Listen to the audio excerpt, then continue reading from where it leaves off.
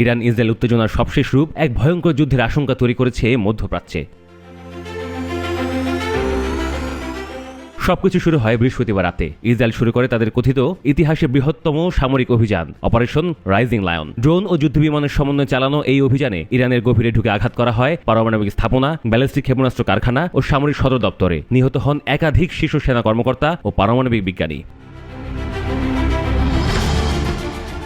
ইরানের সর্বোচ্চ নেতা আয়াতুল্লাহ আলী খামেনি এর পরপরই একটি রেকর্ডকৃত ভাষণে জাতিকে আশ্বস্ত করে বলেন, ওরা ভুল করেছে, এই অপরাধের ফলাফলই তাদের ধ্বংস ডেকে আনবে। ইরানি জাতি শহীদের রক্ত বৃথা যেতে দেবে না। তিনি আরো বলেন, আমাদের সশস্ত্র বাহিনী প্রস্তুত, ওদের কাজ শুরু, আমরা শেষ করব। এই সন্ত্রাসী সত্তাকে বিন্দুমাত্র দয়া দেখানো হবে না।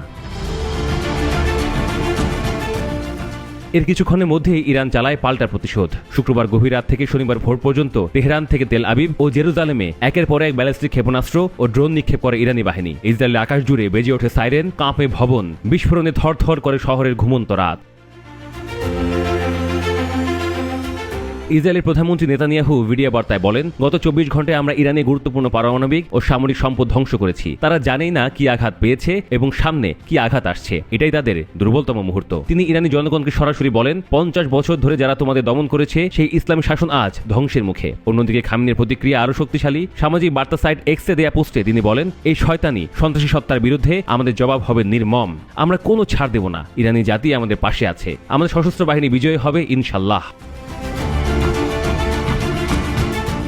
বিশ্লেষকদের মতে এই সংঘাত এখন আর সীমিত প্রতিক্রিয়ার পর্যায়ে নেই, বরং এক পূর্ণমাত্রা যুদ্ধের দিকে যাচ্ছে পরিস্থিতি। ইরান স্পষ্ট করে দিয়েছে তারা শুধু ইসরায়েল নয়, ইসরায়েলকে সাহায্য করে যে কোনো দেশের ঘাঁটিও লক্ষ্যবস্তু বানাবে।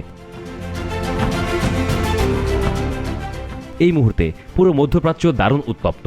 আন্তর্জাতিক মহলে উদ্বেগ বাড়ছে। এই সংঘাত যদি আরও বিস্তৃত হয় তবে তাতে শুধু ইসরায়েল ইরান নয়, যুক্তরাষ্ট্র, সৌদি আরব, এমনকি রাশিয়া ও চীনের ভূমিকাও প্রভাবিত হতে পারে। তবে এক বিষয় এখন নিশ্চিত, খামেনি যে প্রতিশোধের ঘোষণা দিয়েছেন তাতে সীমা ও সময়ের ধারণা নেই, এবং এই প্রতিশোধ কেবল প্রতিস্পন্দন নয়, বরং পুরো ব্যবস্থার বিরুদ্ধে এক চূড়ান্ত লড়াইয়ের ইঙ্গিত। ইসরায়েল কি সত্যি সে ঝড়ের জন্য প্রস্তুত?